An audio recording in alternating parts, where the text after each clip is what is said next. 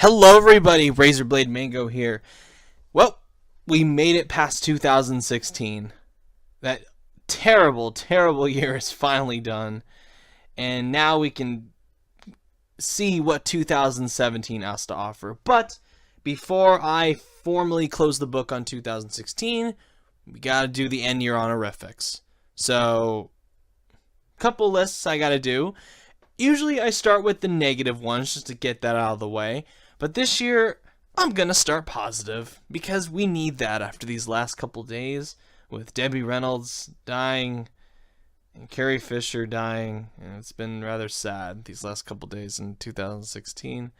So, let's start positive with the end-year honorifics. So, I did my cream of the crop last year, where I picked a few games that I felt were the best part of 2015, and this year, I'm going to do something similar. And I'm changing up the rules just a little bit, where instead of games, these games that I have on this list, I would never hesitate to recommend to anybody. They don't have any major caveats to them. They are all really fantastic, great games. So, in order to be on this list, you have to at least earn the status of great game from me. And let's just do some honorable mentions. I'll bring this up. Just some quick honorable mentions, that games that won't be on this list. Ratchet & Clank. That was a good game. I liked Ratchet & Clank. We got Unravel, which was good. I like Unravel.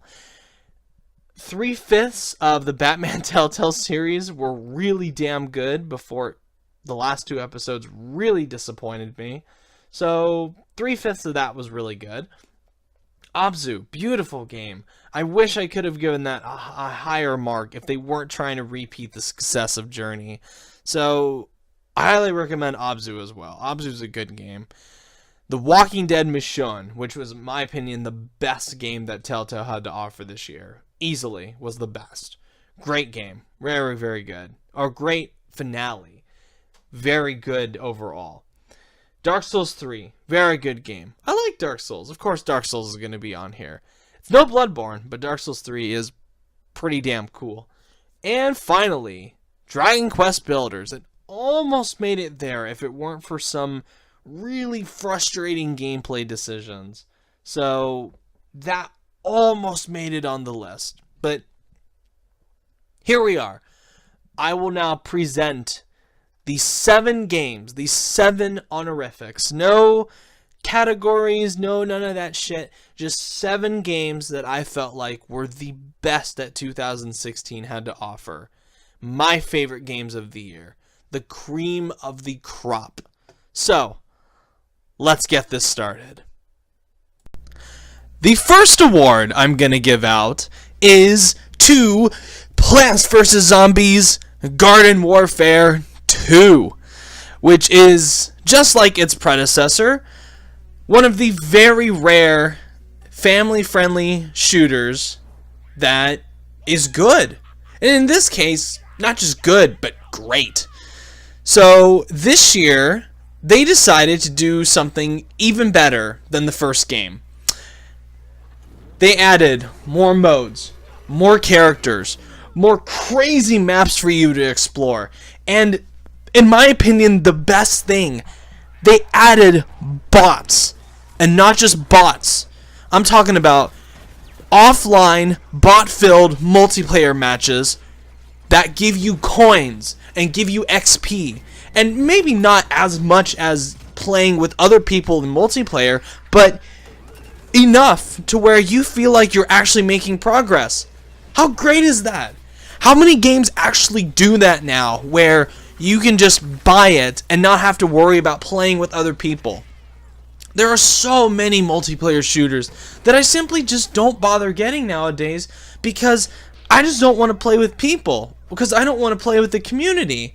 And even though Garden Warfare 2 does have a surprisingly good community for a shooter, a multiplayer shooter no doubt, or no less, this is a game that is fine with you playing with bots. It doesn't punish you. It gives you plenty of coins, gives you plenty of XP, gives you access to all the characters that you can unlock, and it's great. And even if you don't play with bots, playing with people is even better. And yeah, I'm not really all that good at it when it comes to playing against other players, because honestly, I haven't touched the game in a while, and the footage you're seeing right now is just from my really pathetic attempt to get back into it. But I still love this game. I still find its world to be so bright and colorful that it's just disarmingly cool. The players that you get to play as, sorry, that's a terrible word, the creatures you get to play as, I guess, the weird corn guy, the superhero zombie, they're all just so cool. And I love how in an interview the developer said that they were not good, they weren't going to give the go to certain characters if they weren't cool enough where they can make an action figure out of it. And I love that design philosophy, where not only is ease of play and enjoyability a factor, but just looking cool is a factor as well. And so many games just feature the same old boring, loadouts and shit like that. But here's Garden Warfare 2 that has classes, that encourages teamwork, has a really good positive community, and just like the original Garden Warfare, it encourages you to help your allies. It isn't just running around like a chicken with your head cut off to get the best kill score. You actually do better helping out your allies. You do better working as a team, and that's great. That's great for a family-friendly shooter to encourage that. I love that. And I think more shooters need to do that these days, where so many are focused on, just individual Rambo scramblings to get the highest kill streak. Here's something like Garden Warfare 2 that encourages you to be with your allies, encourages you to try new things. Hey, if a class isn't working for you right now, switch to something else that could actually be really cool. And I'm gonna say something about Garden Warfare 2 that might sound crazy. This is what Battlefront should have been, EA. So DICE, in my opinion, should look at Garden Warfare 2 and think, hey, maybe we should do what those guys are doing.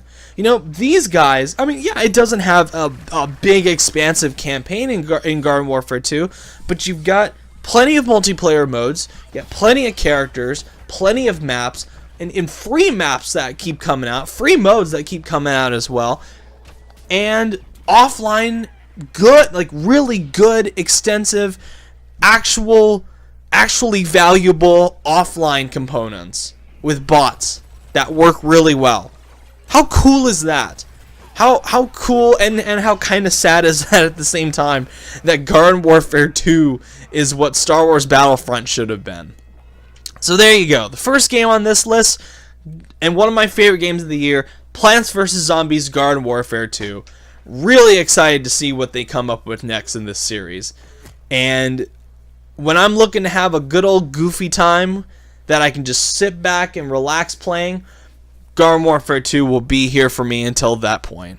So first game on this list, Plants vs. Zombies Garden Warfare 2, one of my cream of the crops, or creams of the crop. I don't really know how to pronounce that or say that. I'm just gonna move on to the next game now. The next entry for cream of the crop is going to be Civilization 6. Which, if you know me personally, this should be a given on this list, because Civilization 5 is one of my all-time favorite games. Even as someone who is not into strategy games, I absolutely adore Civilization 5. So much so that I was really looking forward to Civilization 6, but I honestly was not prepared for how overwhelmingly deep Civilization 6 was going to be. They got rid of so much stuff that I was used to from 5, and I feel like even though I've sunk loads of hours into it, I feel like I'm just now beginning to scratch the surface of what Civilization 6 has to offer in terms of depth and scenarios and gameplay, and I can't wait to find out more. I love the district-based system, where now instead of big, like, clumps of cities. You have to expand to certain areas to create, industrial districts, and science districts, and entertainment districts. And I love that because of that, you get to see your cities grow and build in real time. And I love how when you create world wonders now, you actually get to see them built individually in this stunning animated sequence. I love that and even though the AI was kind of crap upon launch, I love that these leaders feel even more lifelike now and will react in such strange and weird ways. And thankfully they've patched it, so it runs a lot better now when it comes to AI. And I love that the wartime AI and the animation looks beautiful when you're like these large armies are engaged in battle. And I love how when your enemies get stricken down, it's this like final blow attack from your units. And it's great. What else is great about Civilization 6? The music is one of the best soundtracks of the year, easily. I love the theme music. I love that this game runs so well on my PC. I love that so many different scenarios you can do with this game. And you know that hashtag that they use where it's like, one more turn and shit like that? That really is how it is. Really is how it is. Because I would go to Civilization 6, I'd put it on, and I'd be playing way longer than I'd expect. And I love this game. I love Civilization 6, and I can't wait to see what kind of big expansions they bring to the table. And I'm not just talking about, the scenario packs and the individual civilizations. I'm talking about stuff that's on the level of Gods and Kings and Brave New World and stuff like that happened with Civilization 5. So Civilization 6 this year has become one of my favorite pastimes in the second half of this year. And I can't wait to put more hours into Civilization 6 to see what other weird, crazy shit I can find.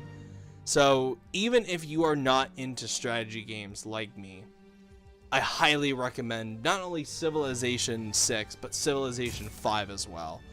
Two brilliant games. And Civ 6, definitely one of the best games of 2016. An easy spot on the cream of the crop list. The next game that gets a cream of the crop honorific is Watch Dogs 2. And no, I'm not fucking kidding. Seriously, you guys, this is one of my favorite games of the year, and probably the biggest turnaround I've ever seen for a franchise. From a game that's a series whose first ever entry is a game I consider maybe the worst game I've ever played. It's up there with the worst games I've ever played. To then come back fully swinging for the fences, improving on every single area. And I'm not just talking about little tweaks. I'm talking about vast improvements in tone, in combat, in driving, in story, in writing, in characters, in environment, in mini games, in design philosophy, just all that shit, just to come back and be awesome. Just to come back and be on this list is insane to me. This was the year that sequels to games that I didn't really like to begin with were awesome. And Watch Dogs 2 is such a fun game. And take this from someone who absolutely loathes the first game. Watch Dogs 2 is so much fun. When developers come out and say that they've created a playground, this is what they're talking about. Because the world of Watch Dogs 2, the beautiful recreation of San Francisco, feels like a hacker's paradise, where you get to go around and not only just fuck with the environment like in the last game, but it encourages you more this time to be stealthy, to be more of a trickster, because unlike the first game, where killing was actively encouraged, and it was really the only way to succeed, Here, you have so many more options to go for full non-lethal playthroughs, to try all these different things that make you feel like this brilliant hacker, and to have a story that actually doesn't take itself seriously like in the last game. Gone is Aiden Pierce being this boring fucking asshole.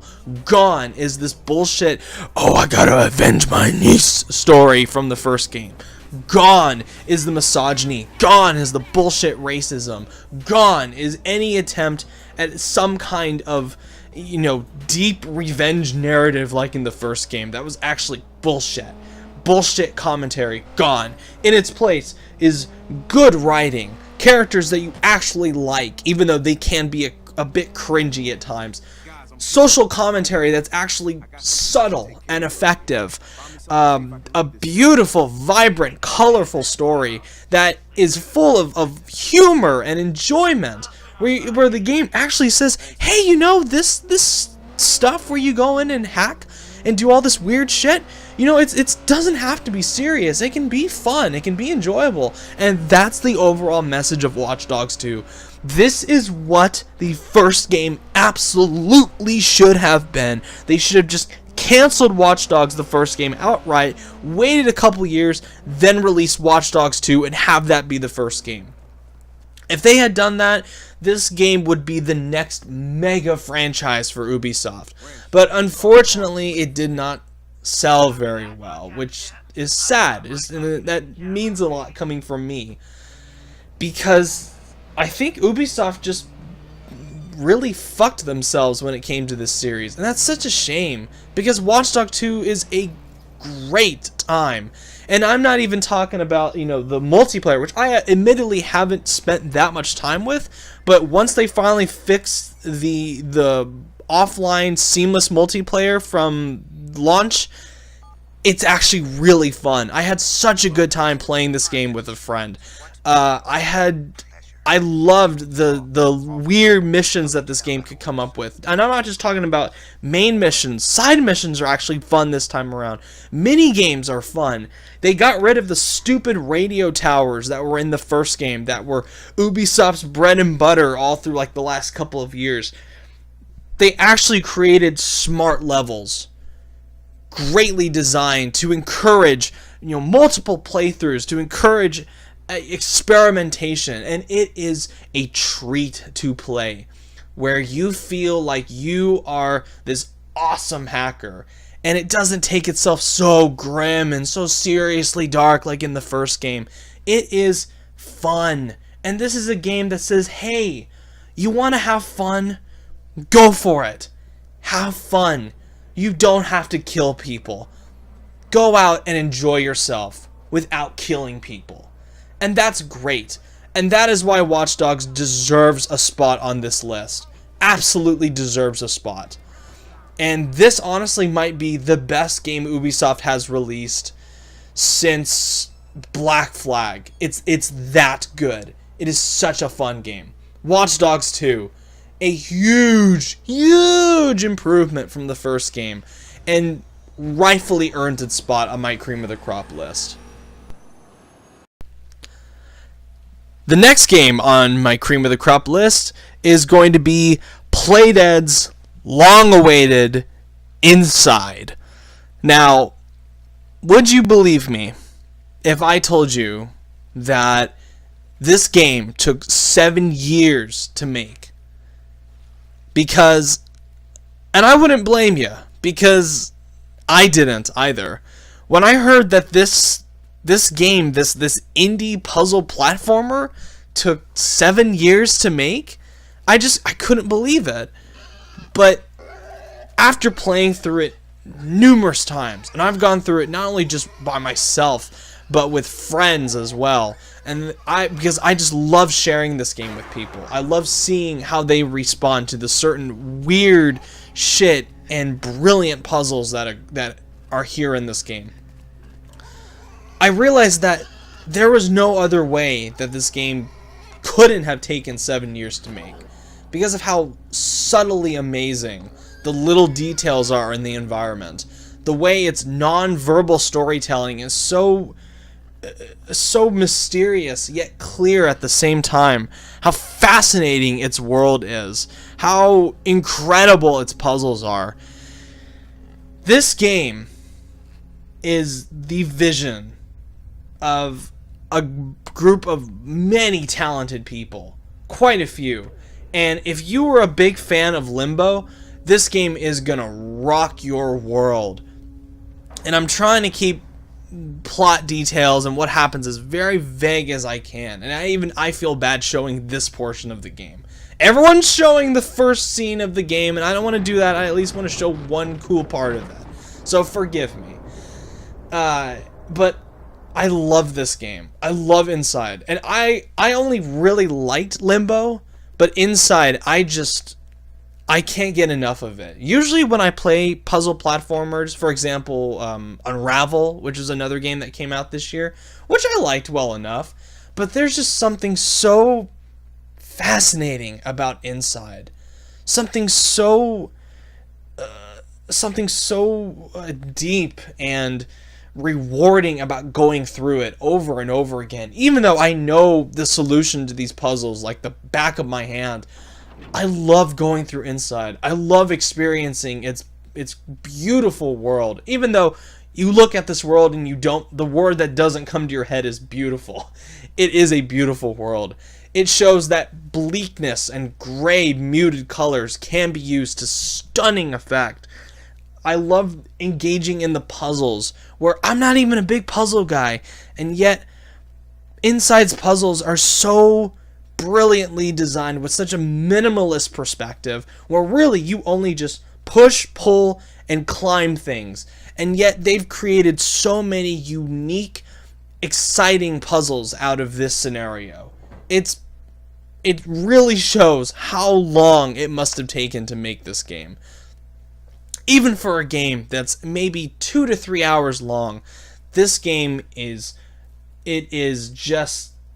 great. It's a wonderful experience, and one of the best games of 2016. All the year-end accolades that this game has been getting, even some Game of the Year contenders, this worth all the praise. It's a fascinating game, and one that I highly recommend you go into knowing as little about it as possible, because there are so many surprises associated with this game that you just need to see to believe. So, Playdead's Inside, a very obvious yet worthy choice for one of my entries on Cream of the Crop. And I am so excited to see where Playdead goes after this. I want to see them top Inside. Right now, this is their magnum opus. This is a great game. One of the best puzzle games I've ever played. I love it. I love Inside. Well, I gotta have one PS4 exclusive in here somewhere, so it might as well be the obvious one. But seriously, no. Uncharted 4 easily deserves a spot on here. It is one of Naughty Dog's very best games. It's my favorite Uncharted game, hands down, and it's a very worthy conclusion to such an acclaimed series. Everyone at Naughty Dog deserves a round of applause. The writers, the directors, the environment designers, the facial animators, the music, the acting, especially the acting from Nolan North and Troy Baker and so on. This is just such a great adventure. And I've always considered Uncharted to be the great Indiana Jones games that we never got. To me, honestly, this is what Kingdom of the Crystal Skull should have been, where it portrays the later life of a great adventurer and him dealing with not only the limitations of his older age now, but personal problems as well, family problems, marital problems. And even though this game is just one big bombastic, rip-roaring pirate treasure-seeking adventure, I really liked the marital subplot even more. What could have been just this really annoying subplot with Elena being just this irritating wife, it was done with such care and heart and humor that I loved it. I loved it more than the pirate treasure, which is astonishing. And so many games love to boast about how, you know, oh, our graphics are amazing, oh, our facial capture animation is the best, but rarely do they ever use it to such an effective degree like Uncharted 4. I mean, take for contrast the Order 1886, last year's, you know, very disappointing PS4 exclusive, which was just a bad game in its own right, where it bragged about how, you know, oh, we have such amazing facial capture technology, we can make our characters look so realistic, and yet they did absolutely nothing with it. Really, what did the facial capture in the Order 1886 improve? Did it improve the storytelling? No. Did it make these characters better? No. And then you get a game like Uncharted 4, which has amazing facial animation, some of the best I've ever seen, some of the best graphics I've ever seen, not only just on PS4, but ever. I'm going to name one key scene. I'm not going to go into spoilers or specifics, but there's a scene where two characters simply look at each other, and the way their faces are animated, they don't have to say a word. And yet the look in their eyes and the look on their face when they stare at one another conveys years of love and frustration and understanding and companionship in a way that words fail. All this is just brought across through this incredible facial animation. And that's how you do it. You don't use facial animation as a bullet point. You use it to enhance the storytelling. And this is what Uncharted 4 knows. This is what it does really well. Just the most incredible storytelling, all leading up to an ending that I consider to be nearly perfect. It ends in exactly the right note, in exactly the right scene, and the exact correct things happen at the end that will really bring this series out on a high note. It rides off into the sunset with fireworks shooting off everywhere. And you know what? Even as somebody who is not a huge Uncharted fan like so many people are, I gotta give Naughty Dog props, because this game is fantastic. One of the best games of 2016, one of their very best games, easily the best Uncharted game, one of the best PS4 exclusives. And bravo, Naughty Dog. And Nathan Drake, you have earned your rest. Godspeed. The penultimate entry on my cream of the crop video is going to be Doom, which was the year that in the year where first-person shooters and multiplayer shooters in general were highly successful. This was one of the very best ones.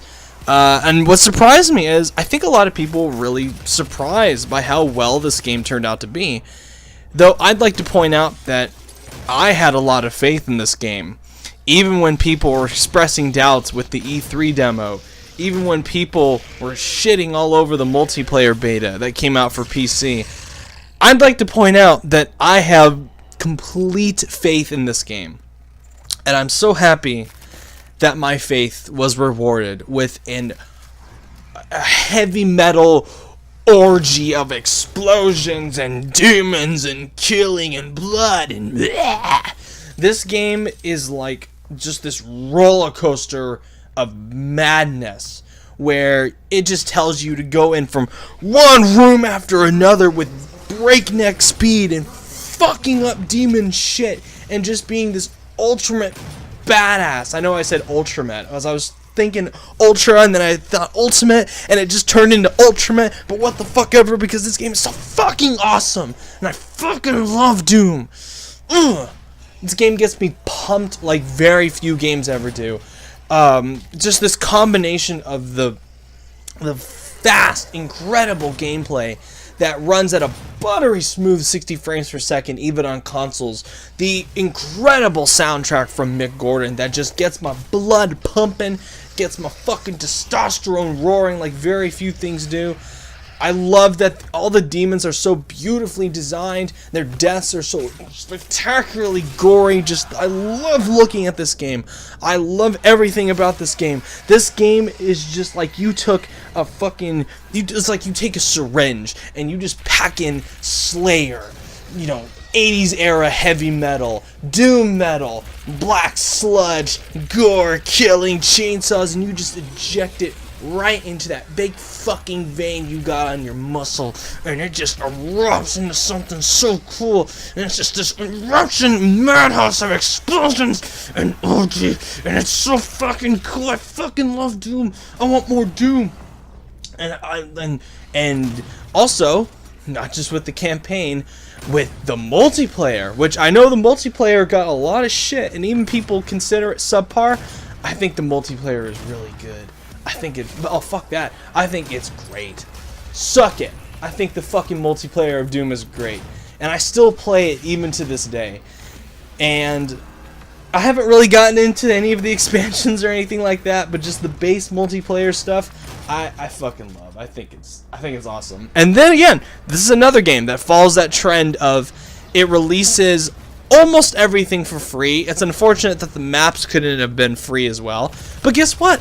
No microtransactions. Doesn't any of that bullshit. So that's a great plus. That's awesome.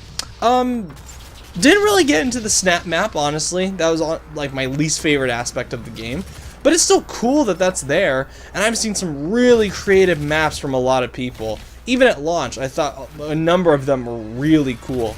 But the highlight of this game, no doubt, is the kick-ass bloodbath that is the campaign, where it's just 8 hours of non-stop go, go, go, go, go, kill, kill, kill, kill, kill, go, go, go, go, go, and fuck demons up in the most satisfyingly gory ways ever.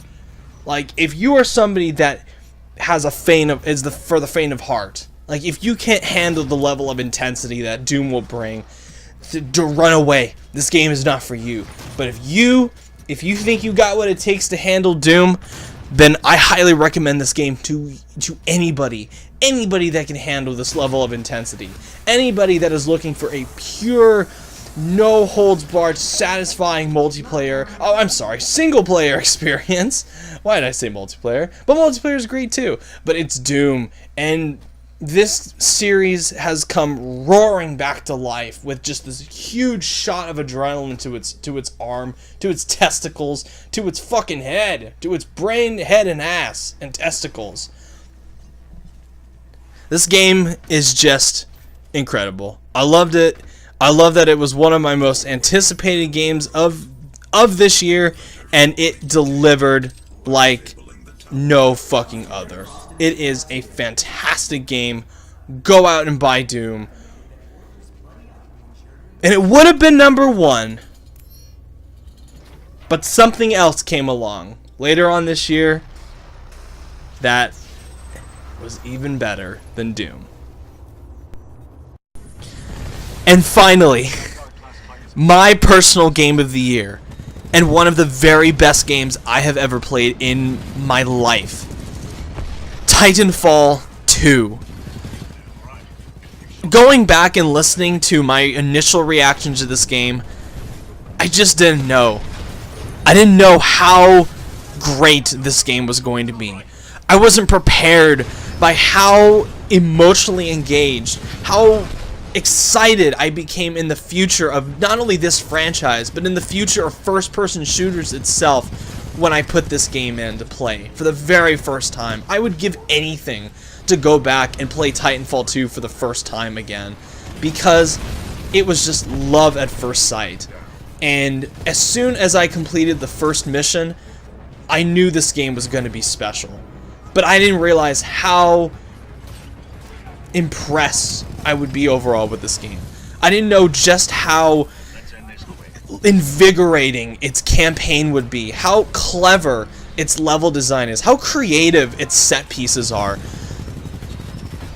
Any of these levels would be a standout moment in any other game.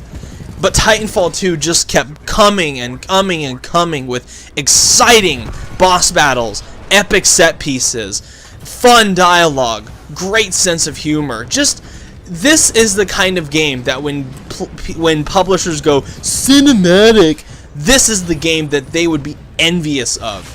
Because it does feel like you are in something special. You are in not only just a movie, but you are in one of the most enjoyable, frenetic worlds ever conceived in science fiction video gaming history. And if you think I'm sounding hyperbolic or anything like that, there's no hyperbole here. This game is a masterpiece. And the emotional connection that I felt, it's great enough that it has fantastic set pieces and smart level design and fluid, fast, incredible gameplay.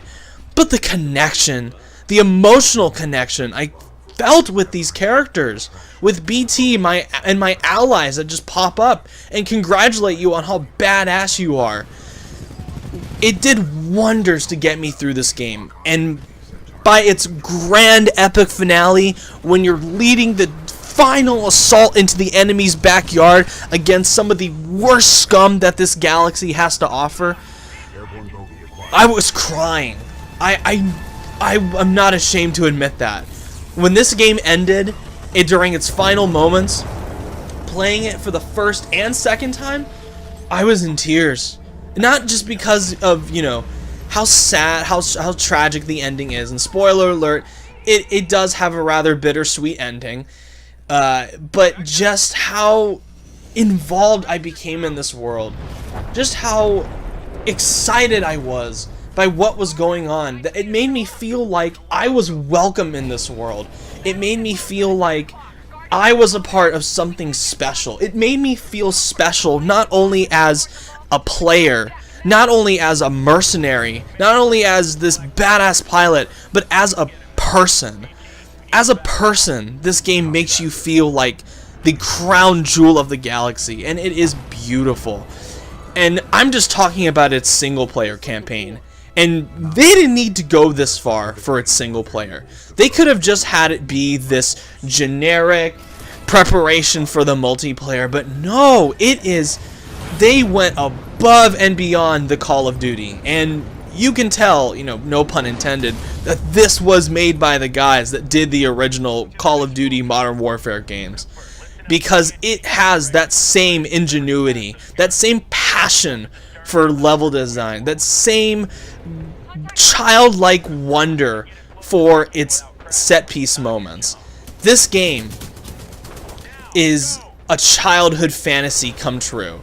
Albeit, you know, a little more violent and bloody and stuff like that, but who cares? This game is the epitome of wonder.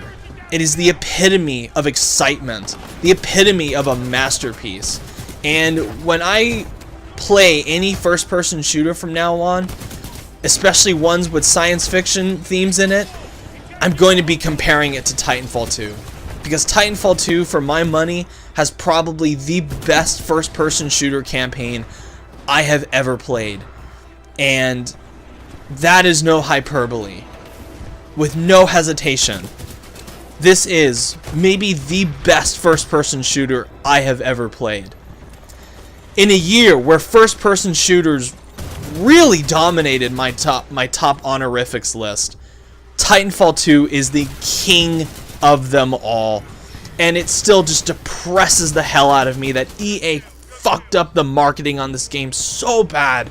Sent this game out in the cold to die, while other games not deserving of this title's glorious nature got better sales, got better marketing, and yet Titanfall 2, being a masterpiece, just was sent to die.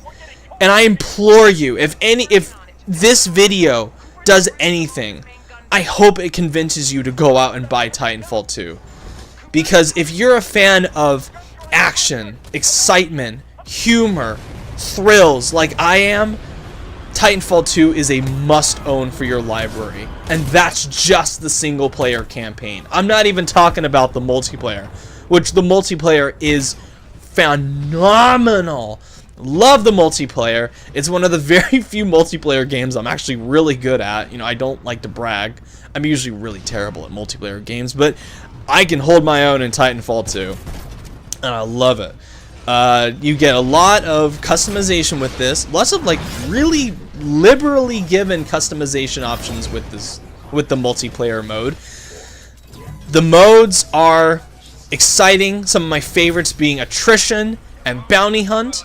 I love the Titan combat in it. I love how clumsy it is because it makes you feel like you actually are controlling this big hunk of metal.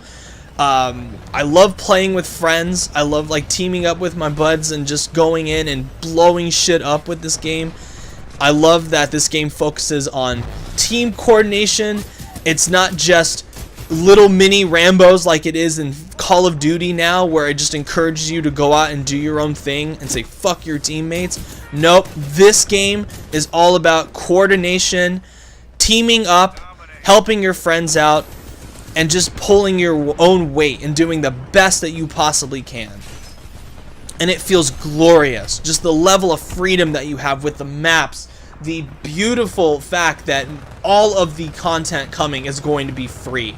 And there have been arguments made that what they did with the cosmetics, with some of the exclusive cosmetics, is microtransactions. I disagree. I don't think these are microtransactions. I think this is just a simple case of slightly overpriced DLC. And I'll be the first to admit that I did buy some of these extra cosmetic skins because I love looking cool in Titanfall 2 when I'm whooping people's asses. So there you go. Those are my favorite games of 2016, with Titanfall 2 taking the top spot. And I really hope Respawn, after they're done working on their Star Wars game, which I'm really looking forward to now, I hope they return to this world, because I need more Titanfall 2.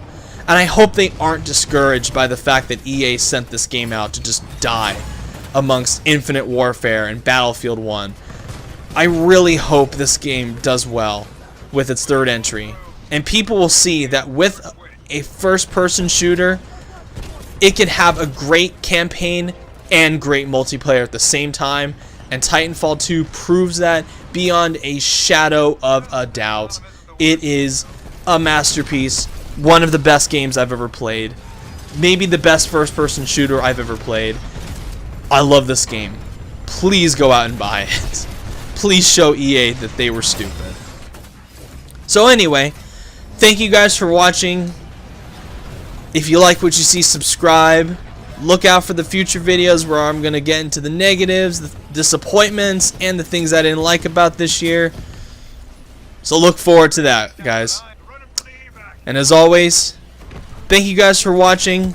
It's been a really rough 2016 for me personally, but it's been a damn fine year for video games, and I'm looking forward to what's coming in 2017. So until then, I'm going to go back to be playing Titanfall 2 some more, because I just love it that much. So anyway, have a good one, guys. Take care.